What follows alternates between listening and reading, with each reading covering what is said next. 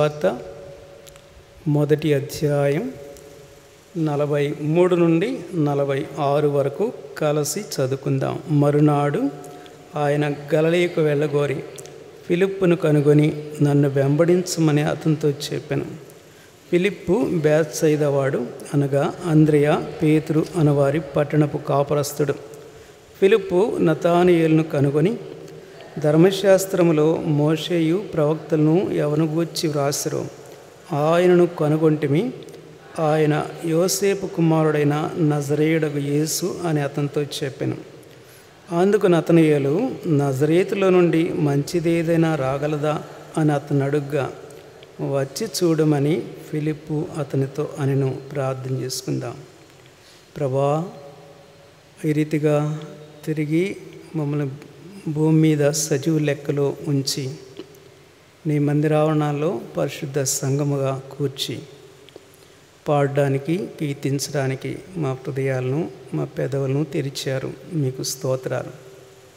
ఉన్నతమైన పరిశుద్ధ స్థలమందు వసించేవాడు, అదే సమయంలో మా హృదయాల్లో కూడా అదృశ్యమైన నీ సింహాసనాన్ని ఉంచి ఆ రీతిగా దైవిక స్పర్శతో భూమి మీద జీవించే ధన్యత విశ్వాసం ద్వారా మీరు మాకు కలుగు చేశారు. స్తోత్రం.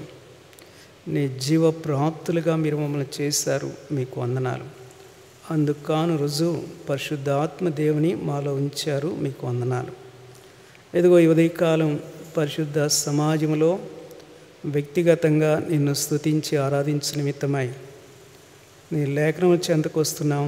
నీ దాసుని, నీ ప్రజలను కనికరించి దేవా, యుక్తముగా స్తుతించడానికి మా మనస్సులను, మా హృదయాలను సిద్ధపరచు. ఆరాధికులైన నీ ప్రజలను కూడా సకాలంలో ప్రతి ఆటంకం తొలగించి తోడుకొని రమ్మని ప్రార్థిస్తున్నా. ఈ కార్యంలో దుష్టునికి ఏమాత్రం కూడా దేవా ప్రవేశం లేదని ఖండితంగా యేసు ప్రభావం కలిగిన నామములో ఆజ్ఞాపిస్తూ ప్రకటిస్తున్నాను. మీకే అర్పించుకుంటూ యేసు వారి దివ్యమైన నామలో స్తుతులు చెల్లించి వేడుచున్నాం తండ్రి. ఆమేన్. మనం చదివిన ఈ వాక్య భాగంలో యేసు క్రీస్తు ప్రభువారి ఆరంభ సేవా దినాల్లో బహుశా ఆయన 30వ ఏట ప్రారంభంలో జరిగిన ఒక విషయాన్ని మనం గుర్తిస్తూ ఉన్నాం. యేసు ప్రభువారు 33.5 సంవత్సరం భూమి మీద ఆయన శరీరధారిగా కొనసాగించబడ్డాడు. చివరి 3.5 సంవత్సరంలో ఆయన సేవా జీవితాన్ని ఆరంభించడం అనేది జరిగింది. అలాగైతే ఈ సంఘటన క్రీస్తు ప్రభు యొక్క దాదాపుగా 30వ ఏట జరిగిన సంఘటన అని చెప్పవచ్చు. ఆయన శిష్యులైన ఫిలిప్పు నతానయేలు యొక్క సంభాషణ ఇది. ఫిలిప్పు నతానయేలు దగ్గరకు వచ్చి, ఇదిగో మేము ఒక ప్రత్యేకమైన వ్యక్తిని కనుగొన్నాము. ధర్మశాస్త్ర గ్రంథంలో, ప్రవక్తల గ్రంథంలో మరి ఎవరైతే ఆయన గురించి వ్రాస్తూ ప్రవచిస్తూ వచ్చారో ఆయన్ను మేము గుర్తించాం.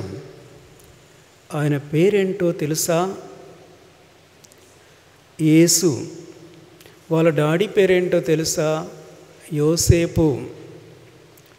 అంతవరకు కూడా బాగానే ఉంది. అయితే అంత మాత్రమే కాదు, ఇక్కడ ఫిలిప్పు యోసేపు కుమారుడైన యేసు క్రీస్తు వారికి మరొక బిరుదును జోడించి నతానయేలుకు చెప్పేవాడుగా ఉంటున్నాడు. అదేంటంటే ఆయన నజరేయుడైన యేసు. ఆయన నజరేయుడైన యేసు. ప్రియులారా, ఈ ఉదయకాలం మన యుక్తమైన రీతిలో ప్రభును స్తుతించి ఆరాధించడానికి కాను మన గమనానికి తీసుకుని రాబడుతున్న ఒక మాట ఏంటి అని అంటే, నజరేయుడగు యేసు. గమనించండి, నజరేతు అంటే అర్థం చిగురు అని అర్థం. ఇంకా చెప్పాలంటే చిగురు రక్షించును, ఇటు ప్రక్కకు తిప్పితే రక్షించు చిగురు. నజరేయుడు అంటే రక్షించు చిగురు. అయితే యేసుక్రీస్తు ప్రభుకు ఒక బిరుదు ఉండేదట. యేసు ప్రభుకు ఒక బిరుదు ఉండేది. అదేంటంటే నేచర్. నేచర్ అంటే అర్థం చిగురు అని అర్థం. నేచర్. యెషయి మొద్దు నుంచి చిగురు పుట్టును అని యెషయా గ్రంథం 11వ అధ్యాయంలో క్రీస్తును గురించిన ప్రవచనం. చిగురు అంటే నేచర్ అనగా మోడుబారిన జీవితాలకు క్రీస్తు చిగురు అని అర్థం. నేచర్. అయితే చిగురు అనే పదాన్ని కానీ మనం విశ్లేషణ చేసుకున్నట్లయితే ఇందులో చాలా దీవెనకరమైన సంగతులు ఉన్నాయి. సాధారణంగా చిగురు అనే పదము బొటానికల్ నేమ్ అనగా వృక్షశాస్త్రానికి లేదా చెట్టుకు ఆ మాటను వినియోగిస్తారు. చిగురు. ఎక్కడైనా చిగురు కనబడింది అని అంటే అక్కడ ఏదో ఆశాజనకం, లేదా ఏదో నూతనత్వం, లేదా ఏదో నిరీక్షణ, ఏదో తాజాదనం, అలాగే ఏదో పచ్చదనం, ఇంకా పునరుజ్జీవాన్ని కూడా ఆ చిగురు అనేది మనకు బయలుపరుస్తూ ఉంది. అలాగైతే ప్రియులారా, చిగురు ప్రత్యక్షతలోనికి రాకముందు అక్కడ పరిస్థితి ఏంటి అని అంటే అక్కడ ఏదో ఎండిన లేదా నిర్జీవమైన, నరికివేయబడిన, మోడుబారిన లేదా మొద్దుగానున్న పరిస్థితి చిగురు ఉనికిలోనికి రాకముందు మనం గ్రహించగలిగిన స్థితిగతులు. అలాగే ప్రియులారా, మనం చదివిన ఈ లేఖన భాగంలో యేసుక్రీస్తు ప్రభువారు నజరేయుడు అని పిలువబడుతూ ఉన్నాడు. అనగా యేసుక్రీస్తు ప్రభువారు నజరేతులో ఒక నేచర్గా పిలువబడుతూ ఉన్నాడు, చిగురుగా పిలువబడుతూ ఉన్నాడు. ఫిలిప్పు నతానియేలుతో అంటున్నాడు కదా, ఏమంటాడు అంటే నజరేయుడైన మాట గమనించండి. 45వ వచనం. ఫిలిప్పు నతానియేలును కనుగొని ధర్మశాస్త్రంలో మోషేయు ప్రవక్తలు ఎవరిని గూర్చి వ్రాసిరో ఆయనను కనుగొంటిమి, ఆయన యోసేపు కుమారుడైన నజరేయుడగు యేసు. నజరేయుడైన యేసు క్రీస్తు. అలాగే ప్రియులరా, నజరేతును గురించి కాస్త క్షుణ్ణంగా ఎరిగిన వాడుగా కూడా ఇతను మనకు కనబడుతూ ఉన్నాడు. చూడండి, ఇప్పుడు 46వ వచనం. నతానియేలు నజరేతును గురించి క్షుణ్ణంగా ఎరిగిన వ్యక్తిగా మనకు కనబడతాడు. ఏమంటాడో చూడండి. అందుకు నతనియేలు నజరేతులో నుంచి మంచిదేదైనా రాగలదా అని అడుగగా, చాలండి, నజరేతు నుండి మంచిదేదైనా రాగలదా. ప్రియులరా, ఈ ఉదయకాలం నేను ఈ లేఖన భాగంలో నుంచి మన ఆరాధన కొరకు సహాయకరంగా ఈ 2 మాటలు మీ హృదయం చెంతకు తేవడానికి ఉద్దేశిస్తూ ఉన్నాను. మొదటి మాట ఏంటంటే యేసు నజరేయుడు. రెండవ మాట ఏంటంటే యేసు నజరేతు యొక్క మంచి. నజరేతు మంచి. ఈ మాట గమనించండి. నజరేతులో నుంచి మంచిది ఏదైనా రాగలదా అంటే అర్థమేంటి? నజరేతులో నుంచి మంచియా అంటే నజరేతులో మంచి అంటూ ఏది లేదు, అక్కడ ఏ మంచి వచ్చే పరిస్థితి కూడా లేదు అని అర్థం. Nothing good in Nazareth. కనుక నజరేతులో నుండి మంచి అనేది వెలుపలికి రావడం అసాధ్యకరమైన పరిస్థితి. ఇది నతానియేలు తన యొక్క పరిశోధనలో పరీక్షించి చరిత్రను ఎరిగిన నగ్న సత్యం అన్నమాట. అంతేకాదు ఇది సార్వత్రిక సత్యం కూడా, అందరూ ఎరిగిన సత్యం. కేవలం నతానియేలు మాత్రమే కాదు, అందరూ ఎరిగిన సత్యం అదే. ఈవెన్ క్రీస్తు ఎరిగిన సత్యం కూడా అదే. కనుక నజరేతులో ఉండేదంతా చెడుగు, all sorts of darkness and dryness లేదా డర్టీనెస్. నజరేతులో ఉండేదంతా మురికి, ఇంకా చెప్పాలంటే ఆ చీకటి లేదా ఎండిన స్థితి. ఈ విషయాన్ని నేను దినాన్ని ధ్యానం చేస్తూ వస్తున్నప్పుడు, కొన్ని సంవత్సరాల క్రితం ఈ కావల్లో ఉత్తర రైల్వే గేటు ఉండేది, ఇప్పుడు లేదు. అక్కడ ఫ్లైఓవర్ వేస్తూ ఉన్నారు, అది కూడా ఆగిపోయిన పరిస్థితిలో ఉంది. కనుక పెద్దపోవని రూట్లో మనం వెళ్ళినట్లయితే రైల్వే గేటు దాటి ఎడమ వైపు కొన్ని నివాసాలు ఉండేవి. అనగా బుడబొక్కల వారు అక్కడ ఉండేవారు. వారి మధ్య కొంతకాలం సువార్త కుడికలు కూడా పెడుతూ వచ్చాం. చూడండి, అక్కడ వారి స్థావరాలు, వారి పరిస్థితులు, స్థితిగతులు చూస్తే ఇక్కడ ఏదైనా మంచి ఉందా అని అనిపించేది. ఇక్కడ ఏదైనా మంచి ఉందా అంటే లేదు అని అనిపించేదన్నమాట. వారు ధనవంతులా? కాదు. లేదా వారు జ్ఞానవంతులా? కాదు. పరిశుభ్రత నై, మంచి భోజనమా? లేదు. మంచి సాంప్రదాయాల? లేవు. మంచి వస్త్రధారణ? లేదు. మంచి భాషా శైలిన? అస్సలు. కనుక హీనమైన స్థితి, ఆ పందుల యొక్క సంచారం, దుర్వాసన, పెంట కుప్పలు, త్రాగుడు, వ్యభిచారము, చెడు మాటలు, కేకలు, అరుపులు, ఇంకా పేదరికము, దొంగతనము, వ్యభిచారము, ఇంకా అక్కడంతా ఎయిడ్స్ పేషెంట్స్ ఉండేవాడు. అయితే అక్కడ ఆ సమయంలో సువార్త చెప్తున్నప్పుడు ఒక యవనస్తుడు, ఓసరయ్య అని యవనస్తుడు ప్రభు సంధించాడు, రక్షించబడ్డాడు. ఇక్కడే బాప్తిసం కూడా తీసుకున్నాడు. అతనికి భూస్థాపన కార్యక్రమం తర్వాత కొంతకాలం ఇంత చనిపోయాడు. భూస్థాపన కార్యక్రమం కూడా మేమే చేశాం. అలాగైతే ప్రియులారా, నజరేతు యొక్క పరిస్థితి కూడా ఇదే, ఆల్మోస్ట్ ఇలాంటిదిగానే ఉంది అన్నట్లు మనకి ఇక్కడ అర్థమవుతూ ఉంది. Nothing good. అందుకని నతానియేలు అంటున్నాడు, నజరేతులో నుంచి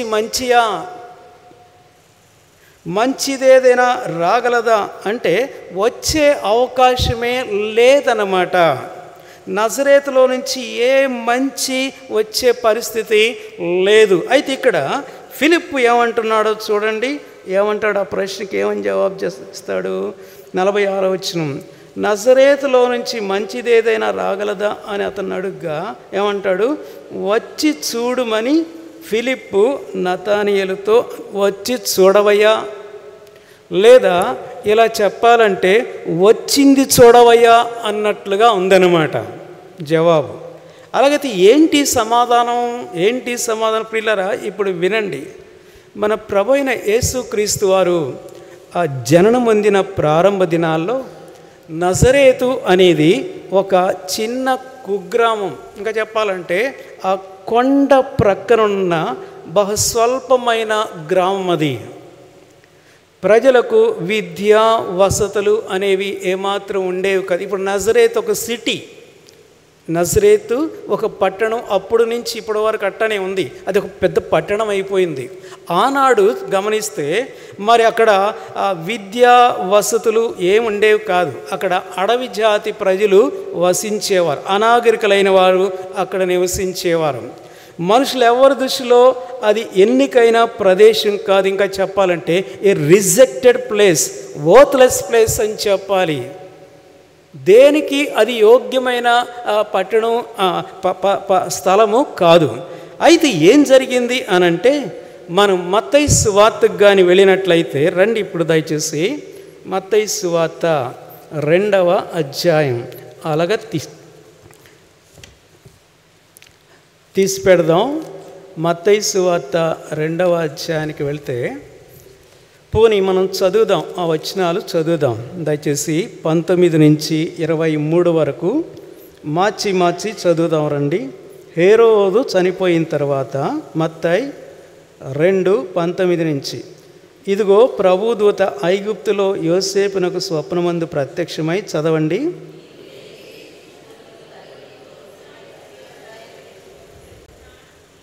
శిశువు ప్రాణం చూచుండిన వారు చనిపోయారని చెప్పను. అప్పుడు అతడు లేచి ఆ శిశువును తల్లిని తోడుకొని ఇశ్రాయేల్ దేశమునకు వచ్చెను.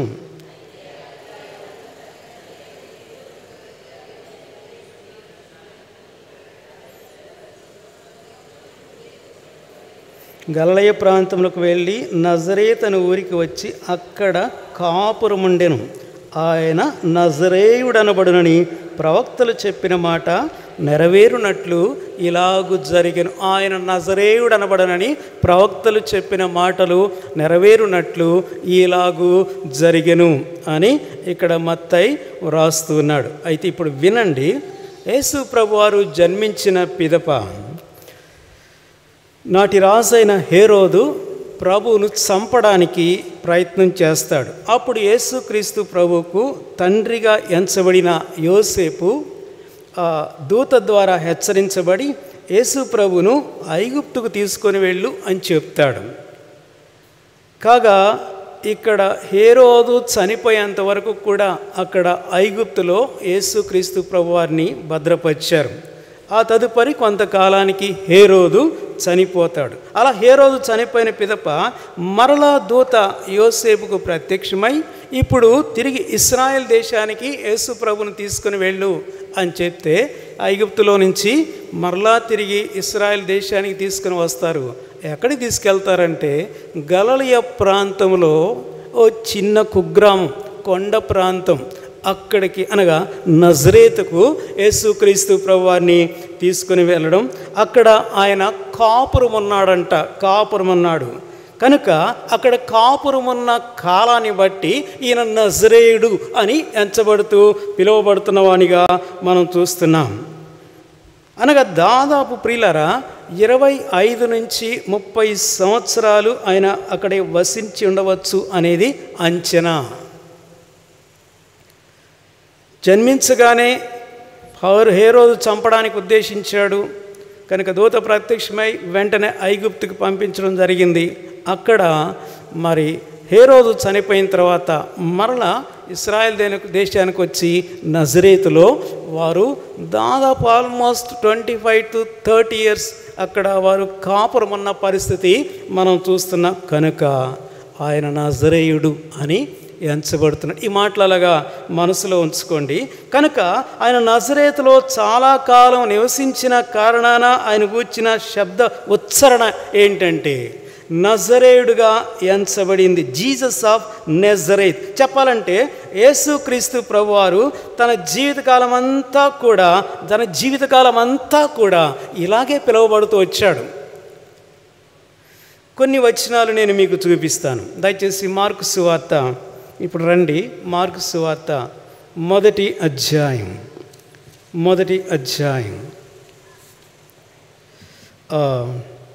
ఇక్కడ 23, 24 వచనాలు.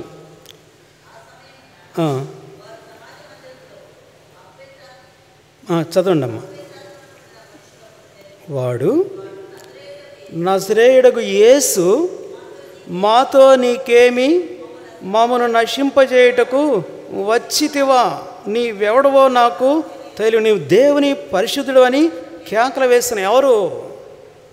ఒకటి దయ్యం పట్టింది. ప్రభు వాడిని గద్దించినప్పుడు ఆ అపవిత్రాత్మ అంటున్నాడు, ఏమని అంటున్నాడంటే నజరేయుడైన యేసు. దయ్యాలకు తెలుసు అన్నమాట ఈయన ఎవరు అంటే ఈయన నజరేయుడైన యేసు అని వారు ఆ దయ్యాలు సంబోధిస్తున్న. ఇదే మార్కు సువార్త 10వ అధ్యాయానికి వెళదాం. 10వ అధ్యాయం దయచేసి 46, 47 వచనాలు చదవండి.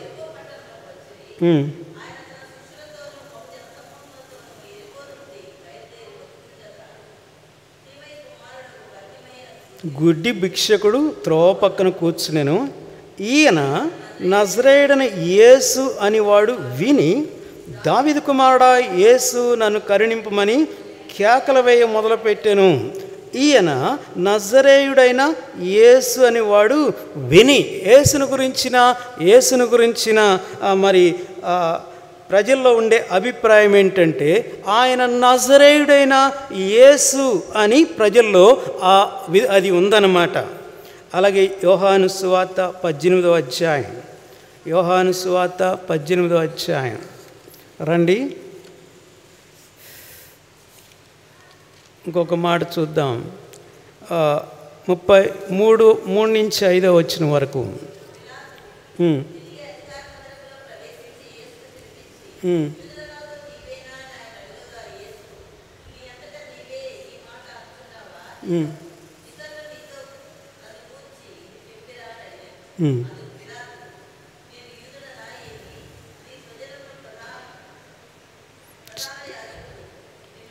ఇప్పుడు 5వ వచనంకి రండి.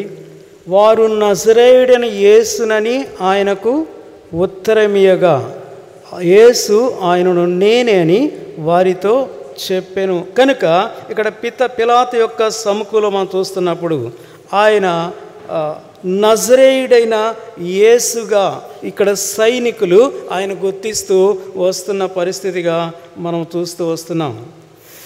3వ వచనం, కావున యోహాను సువార్త 18వ అధ్యాయం 3వ వచనం, యూదా సైనికులను ప్రధాన యాజకులను పరిశీలన పంపిన బంట్రోతులను వెంట పెట్టుకుని దివిటీలతోనూ దీపములతోనూ ఆయుధములతోనూ అక్కడికి వచ్చెను. యేసు తనకు సమీపబోనని ఎరిగిన వాడై వారి ఎద్దుకు వెళ్ళి మీరెవరిని వెతుకుతున్నారని వారిని అడగగా వారు నజరేయుడైన యేసును.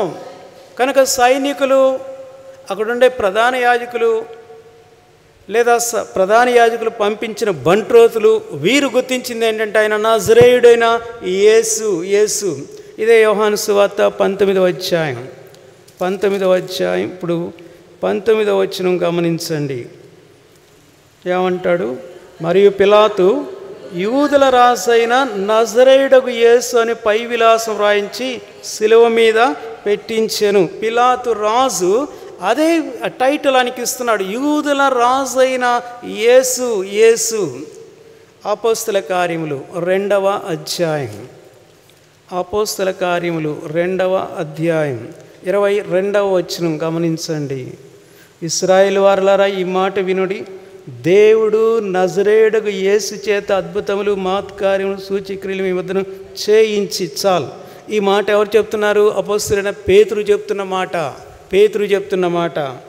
ఎందుకు చెప్తున్నానంటే ప్రజలలో అలాగే ఈవెన్ ఈవిల్ స్పిరిట్స్ లేదా కింగ్స్, యాజకులు, ప్రధాన యాజకులు ఆయన్ని ఎలా గుర్తించారంటే ఆయన నజరేయుడైన యేసు. ఈ వచనాలు ఎందుకు చదివించానంటే ప్రభువు నజరేయుడైన యేసుగా గుర్తించబడిన వాడుగా ఉంటూ ఉన్నాడు.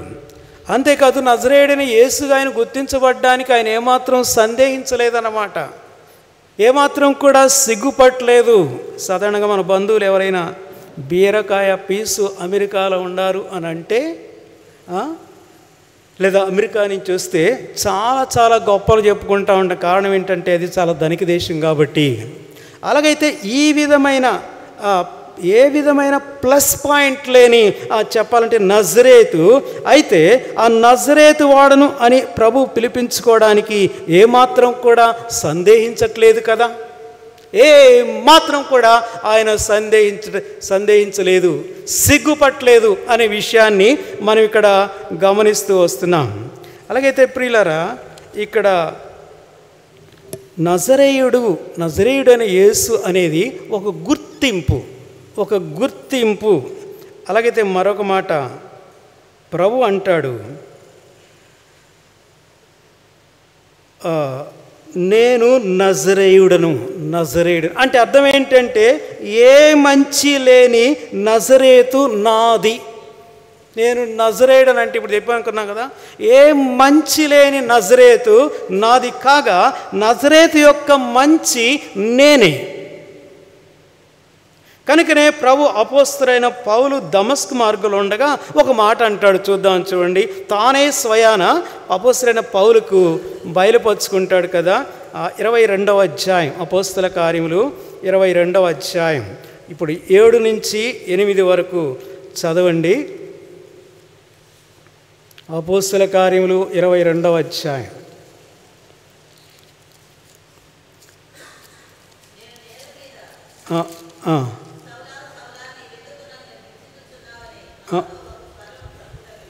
అపోస్తలుడైన పౌలు ఇక్కడ ఇస్తున్న సాక్ష్యంలో ఈ మాట చెప్తూ వస్తున్నాడు. సాక్ష్యంలో చెప్తున్నాడు, నేను నేల మీద పడ్డాను, సౌలా సౌలా నీవెందుకు నన్ను హింసించున్నావు, నాతో ఒక స్వరం పలుకుటి వింటిని. 8వ వచనం, అందుకు నేను ప్రభువా నీవెవడవని అడిగినప్పుడు ఆయన ఏమంటాడు, నేను నీవు హింసించుచున్న ఎవరంట, నజరేయుడనగు యేసును. నేను నజరేయుడైన యేసును. ప్రియులారా, యేసుక్రీస్తు ప్రభు నజరేతు వాడుగా ఎంచబడ్డానికి ఏ మాత్రం కూడా, అందుకని చెప్తున్నాను, ఆయన సిగ్గుపట్టలేదు. నేను నజరేయుడైన యేసును. He himself as Jesus of Nazareth revealing.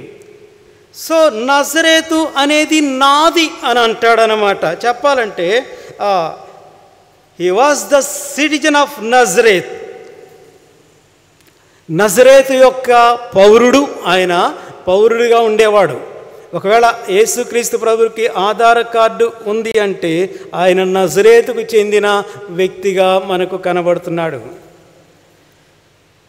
అయితే ఆయన ఏమంటాడు ఇప్పుడు చెప్పమంటారా మనం ఆరాధన చేయడానికి? ఈ గమలియేలు నావాడు.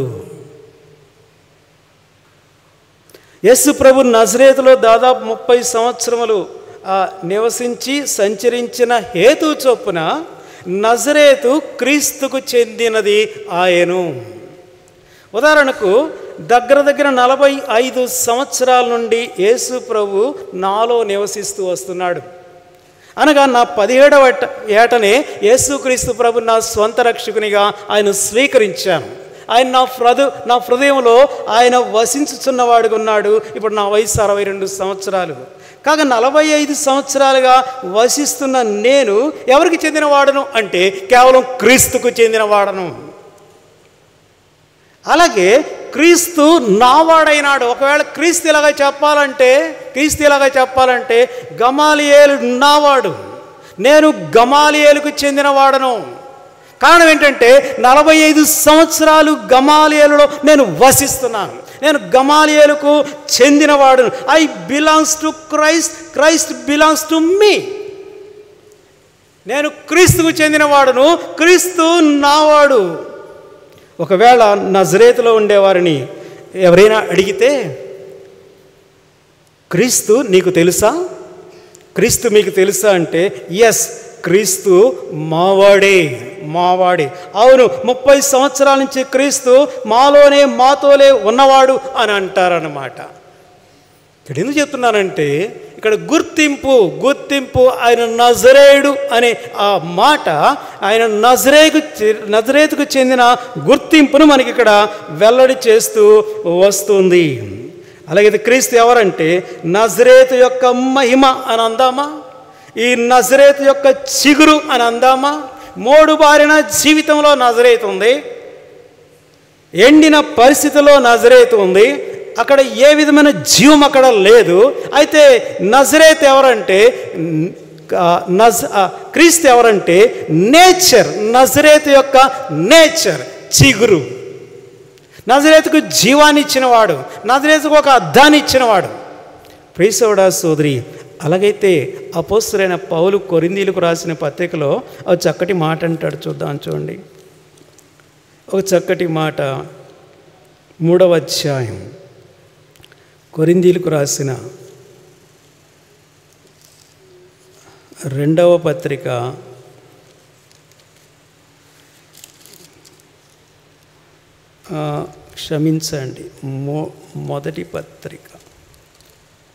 మొదటి పత్రిక 3వ అధ్యాయం 23వ వచనం నేను చదువుతాను, గమనించండి.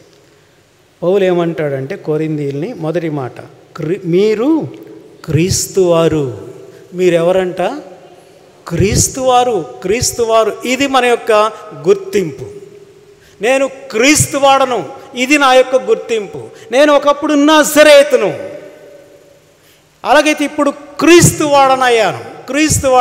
ఎందుకంటే 45 సంవత్సరాలు ఆయన నాలో వసిస్తూ వస్తున్నాడు. మరి మీ జీవిత అనుభవంలో మీరు ఏమి చెప్పగలరు నాకు తెలియదు. కనుక నేను ఇప్పుడు క్రీస్తుకు చెందినవాడను, క్రీస్తు యొక్క సంబంధినిగా నేను ఉన్నాను, క్రీస్తు వాడను. అందుకనే రోమపత్రిక 1వ అధ్యాయం 7వ వచనంలో కూడా ఏమంటాడు చూడండి.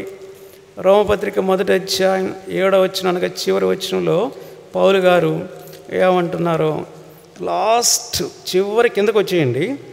మీరును వారిలో ఉన్నవారై, తర్వాత మాట, యేసు క్రీస్తు వారుగా ఉండుటకు పిలువబడి ఉన్నారు. యేసు క్రీస్తు వారుగా. మనం ఇప్పుడు ఎవరు అంటే యేసు క్రీస్తు వారము. నజరేతు ఎవరిది అంటే క్రీస్తుకు చెందినది. అందుకని నజరేయుడు, అది గుర్తింపు. కొలసీలకు రాసిన పత్రిక 1వ అధ్యాయం 27వ వచనంలో కూడా ఈ మాట మనం చూస్తామని చూడండి. కొలసీలకు రాసిన పత్రిక 1వ అధ్యాయం పోనీ చదవండి 27వ వచనం.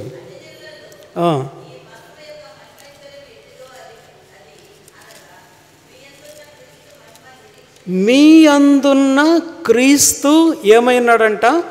మహిమ నిరీక్షణ అయి ఉన్నాడు. మీ అందున్న క్రీస్తు ఏమైనాడంటే ఆయన మహిమ. మీ యొక్క మహిమ ఆయనే, మీ యొక్క నిరీక్షణ కూడా ఆయనే. మోడుబారిన ఎండిపోయిన మొద్దులాగున్న నజరేతులాగా ఉన్న జీవితాల్లో చిగురించిన వాడు నిరీక్షణ ఆయనే, ఆ మహిమ కూడా ఆయనే అని అపోస్తలుడైన పౌలు ఇక్కడ కొరింథీయులతో చెప్పడం మనం చూస్తున్నాం. అలాగైతే ప్రియులారా, క్రీస్తు ఎవరంటే ఆయన మనకు చెందినవాడు, మనము ఆయనకు చెందినవారం. మనం పరమది గీతాలకు వెళ్ళినట్లయితే అక్కడ ప్రియురాలు చక్కటి పల్లవి పాడుతూ ఉంది కదా, ఏమంటుందో చూడండి. పరమగీతములు గ్రంథం దయచేసి 2వ గీతము, పరమగీతము 2వ గీతము 16వ వచనం. నా ప్రియుడు నావాడు, నేను అతని దానను. నా ప్రియుడు నావాడు, నాకే చెందినవాడు. నేనెవరు అంటే నేను అతని దానను. ఆ రిలేషన్షిప్ చూడండి ఎట్లా ఉందో. సో క్రీస్తు ఎవరంటే నజరేయుడు. నజరేతు ఎవరిదంటే క్రీస్తుకు చెందినది, అంతే. ఇంకొక మాట కూడా అంటుంది కదా అక్కడ, దయచేసి పరమగీతంలో 10వ వచనం, 7వ గీతం 10వ వచనం. నేను నా ప్రియుని దానను. 7వ గీతం 10వ వచనం, నేను నా ప్రియుని దానను. 100వ కీర్తనలో అంటాడు, మనము ఆయన వారము, ఆయనకు చెందిన వారం. సో కనుక 45 సంవత్సరాల నుంచి క్రీస్తు నాలో నివసిస్తుండగా ఒకవేళ నేను చెప్పాలంటే నన్ను తనవాడిగా ఆయన ఎంచడా? అవును, ఐ బిలాంగ్స్ టు క్రైస్ట్ అని చెప్పాలి. కనుక మొట్టమొదటి అనుభవంగా మనం చూస్తున్నాం నజరేయుడు. కాబట్టి ఇప్పుడు నా గుర్తింపు ఏంటి? ఒకవేళ నేను చెప్పాలంటే నా గుర్తింపు క్రీస్తే, నాలో నివసించిన వాడు కనుక. అలాగైతే ఈ ఉదయకాలం ప్రభుని స్తుతించి ఆరాధించే మీ జీవితంలో మీ గుర్తింపు ఎవరో నాకైతే తెలియదు. ఒకవేళ నీ గుర్తింపు కూడా క్రీస్తేనా? కాగా నీ ఆరాధన సిద్ధపరచుకో. ఇది మొదటి మాట. మన యొక్క గుర్తింపు అనేది నజరేయుడు అనే మాటలో మనం చూస్తున్నాం. అలాగైతే ప్రియులారా, ఇక్కడ నతనయేలు ఫిలిప్పుకు ఒక ఆశ్చర్యమైన ప్రశ్న వేస్తూ ఉన్నాడు కదా. తిరిగి యోహాను సువార్త 1వ అధ్యాయానికి రండి. యోహాను సువార్త 1వ అధ్యాయం మనం ప్రారంభంలో చదివిన మాట 46వ వచనం. అందరం పోనీ ఒకసారి కలిసి చదువుకుందామా? దయచేసి 1వ అధ్యాయం యోహాను సువార్త 46వ వచనం అందరం మరొకసారి కలిసి చదువుకుందాం. అందుకు నతనయేలు, నజరేతులో నుంచి మంచిదేదైనా రాగలదా అని అతను అడుగ్గా, వచ్చి చూడమని ఫిలిప్ అతనితో అనెను. కాబట్టి ఇంతవరకు మనం విన్న రీతిగా నజరేతులో వాస్తవికంగా ఏం మంచి లేదు. అయితే వినండి, నజరేతులో ఏదైనా మంచి ఉంది అంటే అది యేసు క్రీస్తు ప్రభువే. ఎస్, ఇప్పుడు గమనించండి. మోడు లాంటి మొద్దు లాంటి నజరేతు యొక్క జీవం యేసుక్రీస్తు వారే. నజరేతు యొక్క చిగురు యేసుక్రీస్తు వారే. నజరేతు యొక్క నిరీక్షణ క్రీస్తే. నజరేతు యొక్క ఆశ క్రీస్తే. నజరేతు యొక్క అతిశయము క్రీస్తే.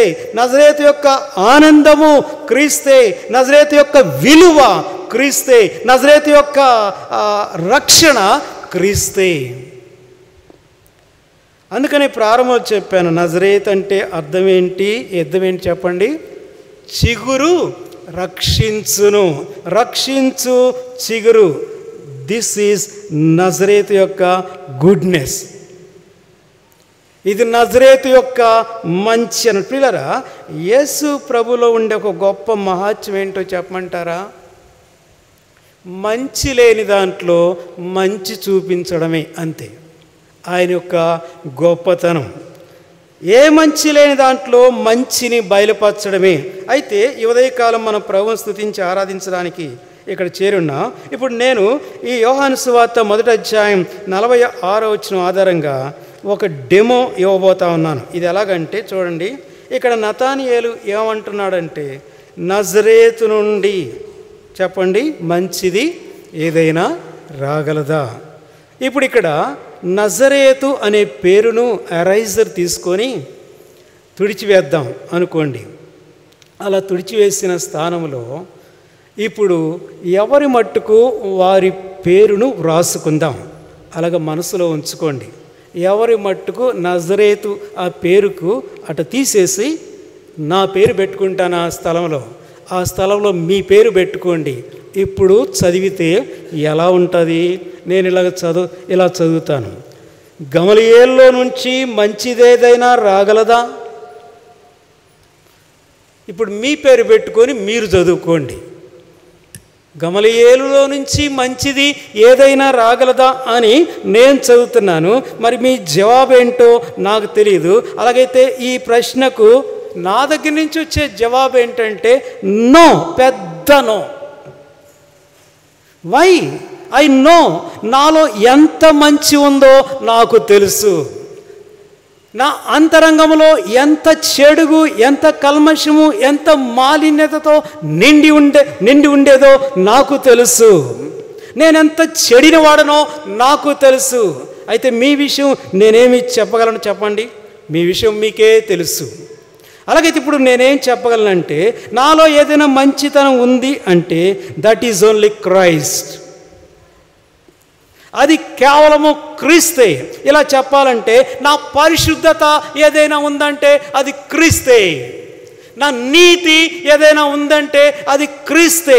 లేదా నాలో ఏదైనా సమాధానం ఉందంటే అది క్రీస్తే. నాలో ఏదైనా వెలుగు ఉందంటే అది క్రీస్తుదే. నా యందు ఏదైనా నిరీక్షణ ఉంది అంటే అది క్రీస్తే. ఒకవేళ ఈ ఉదయకాలం ఒకనాటి నీ అందలి చెడుతనం ఏంటో అది నీకే తెలుసు. అలాగే నేటి నీ అందలి మంచితనం ఏంటో నీవే యథార్థంగా బేరీజు వేసుకుంటే ప్రభువును యుక్తముగా స్తుతించి ఆరాధించగలవు కదా? అవును. ఈ సందర్భంలో ఉదాహరణకి నేను అపోస్తలుడైన పౌలు యొక్క జీవితాన్ని మీకు అలా ఉదాహరించి ముగిస్తాను. దయచేసి రండి.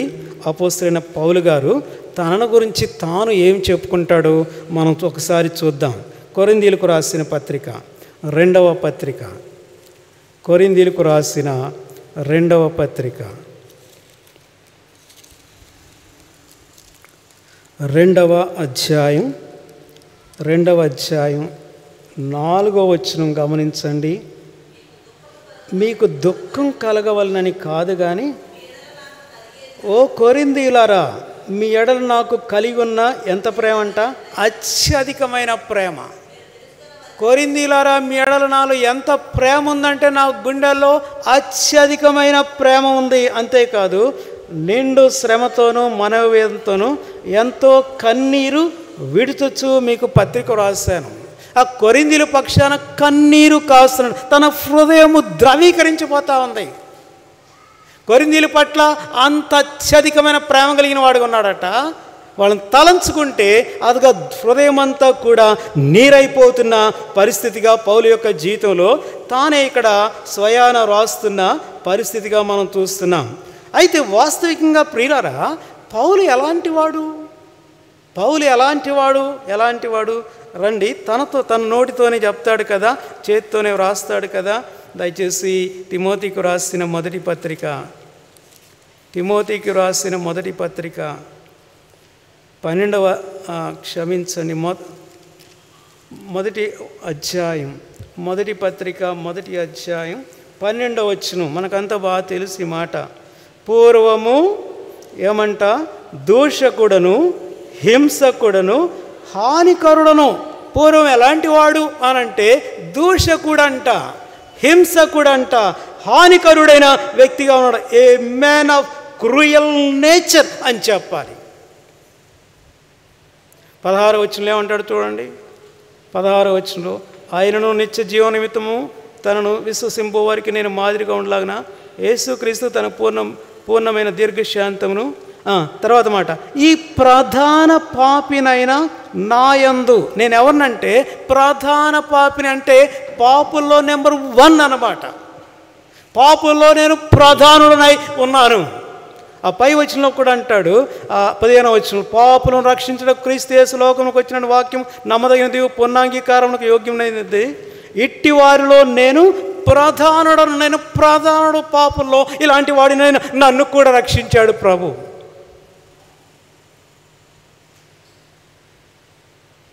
ఒక రకంగా చెప్పాలంటే అపోస్తలుడైన పౌలు పెద్ద రవిడి మనిషి అన్నమాట. అంతేకాదు, ఇంకొక స్టేట్మెంట్ కూడా ఇస్తాడు, చూద్దాం రండి. రోమాపత్రిక 7వ అధ్యాయం, తన స్వీయ అనుభవంలో నుంచి తను చెప్తున్న మరొక మాటను కూడా నేను మీకు జ్ఞాపకం చేస్తాను. 7వ అధ్యాయం 18వ వచనం గమనించండి. నా యందు అనగా నా శరీరమందు మంచిది ఏదియో నివసింపదని నేను ఎరుగుదును. నా యందు నా శరీరమందు మంచిది ఏది కూడా లేదు. Nothing good in me. నాలో ఏ మంచి కూడా లేదన్నమాట. 19వ వచనం చూడండి ఏమంటాడు. నేను చేయగోరు మేలు చేయక, మేలు కాదు కదా, కీడే నాలో నుండి వెలుపలికి వస్తుంది. అది తన స్వయాన తన గురించి ఇచ్చే స్టేట్మెంట్. మరొక రకంగా చెప్పాలంటే, నేను పూర్వము నజరేత్. నేను పూర్వం ఏమన్నా అంటే నజరేత్. నా యందు ఏ మంచి కూడా నా శరీరంలో లేదు. అసలు నాలో ఏ మంచి నా శరీరంలో, నా బ్రతుకులో, నా హృదయంలో నివసించేది లేదన్నమాట. నేను ఒక నజరేత్. అలాగైతే ఇప్పుడు ఏమైంది? ఇందాక మనం 2 కొరింథీయులకు రాసిన 2వ పత్రికలో చదివినాం కదా. ఇలాంటి వ్యక్తి కంపాషనేట్ హార్ట్తో నింపబడ్డాడు. తన హృదయము ద్రవీకరించేదిగా ఉంది. కన్నీరు మున్నీరుగా హృదయంలో నుంచి వెలుపలికి వస్తుంది. ఒక ప్రేమ కలిగిన వ్యక్తిగా అతను గుర్తించబడుతున్నాడు. ప్రియులారా, ఇంత క్రూయల్ నేచర్తో ఉండే వ్యక్తి ప్రేమ సందేశం ఎట్లా అతనిలో నుంచి వెలుపలికి వస్తుందంటారు? అదే క్రీస్తు. నజరేతులో నుంచి మంచి ఏదైనా రాగలదా? నజరేతులో నుంచి వచ్చిన మంచితనం అంటే అదే అన్నమాట. క్రీస్తులో అపోస్తలుడైన పౌల్లో ఆ మంచితనం అనేది వెలుపలికి వస్తుంది.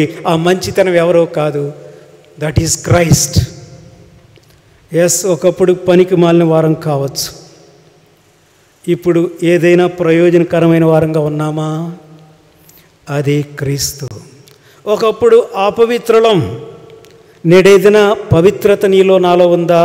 అదే క్రీస్తు. ఒకప్పుడు అంతరంగం పాపపు చీకటితో నిండిపోయిందిగా ఉంది. ఇప్పుడు ఏదైనా వెలుగు మనలో ఎందుకు ప్రత్యక్షమైందా అంటే అదే క్రీస్తు కదా. ఒకనాడు మోడివారిన నజరేత్, నేడు ఏదైనా నేచర్ చిగురు ఉందంటే ఆ చిగురు క్రీస్తే కదా. అవును, నజరేతులో మంచి వచ్చి చూడయా వచ్చి చూడు. ఏదైనా మంచి ఉందా నజరేతులో? మంచి వస్తుందా అంటే ఫిలిప్ అంటున్నాడు, వచ్చి చూడు. ప్రియ సోదరా సోదరి, ఈ ఉదయకాలం ఇలా ఆరాధన నిమిత్తమై కొన్ని మాటలు నేను మీ ఎదుట ఉదహరిస్తూ ఉన్నాను అంతే. మరి నీ లేదా మీ ఆరాధన ఎలాంటిదిగా ఉందో మీరే సిద్ధపరచుకోవలసిన వారుగా ఉన్నారు. అది మీకు, దేవునికి, మీ అంతరంగానికి చెందిన సంగతి. అలాగైతే ఒక మాట సత్యం, మనమందరం కూడా నశించిపోతున్న వారం, నజరేతులాగా నశించిపోతున్న వారం. యోహాను సువార్తలో మనం 19వ అధ్యాయం 10వ వచనం చదువుతాం కదా, నశించిన దానిని వెదకి రక్షించడానికి మనుష్య కుమారుడు వచ్చాడట. ఆయన వచ్చి నీలో నాలో వసిస్తుండగా నజరేతులో నుంచి నేడు మంచి అనేది వెలుపలికి వస్తుంది. నాలో ఏదైనా పరిశుద్ధత ఉందంటే అది క్రీస్తుదే. నాలో ఏదైనా నీతి ఉందంటే అది క్రీస్తుదే. లేదా అది క్రీస్తే నాలో నివసించకపోతే 45 సంవత్సరాలు నేను నజరేతులాగా ఉండిపోయేవాడిని. నాకంటే భ్రష్టుడైన వ్యక్తి ఇంకోడు ఉండేవాడు కాదు. నాకంటే దుర్నీతిపరుడు ఇంకోడు ఉండేవాడు కాదు. మరి నీ సంగతి ఏంటో నాకు తెలియదు. అలాగైతే ప్రభును స్తుతించి ఆరాధన చేద్దాం. కాగా దీనంతటికి మూలం ప్రభు యేసుక్రీస్తు వారి శిలువ మరణం, అందులో చిందించిన ప్రశస్తమైన అమూల్యమైన రక్తం నిన్ను నన్ను కడిగి మన జీవితము ఆయనకు నివాస స్థలంగా చేయబడిన హేతు చొప్పున క్రీస్తు యొక్క మంచిని కలిగి మంచిని వెలుపలికి విడుదల చేయగలిగిన వారుగా ఉంటున్నాం. ఈ మాటలు మన హృదయంలో పదిలిపరుచుకొని ఆరగా ప్రభుని స్తుతించి ఆరాధించడానికి మనం సిద్ధపరచుకుందాం. లేచి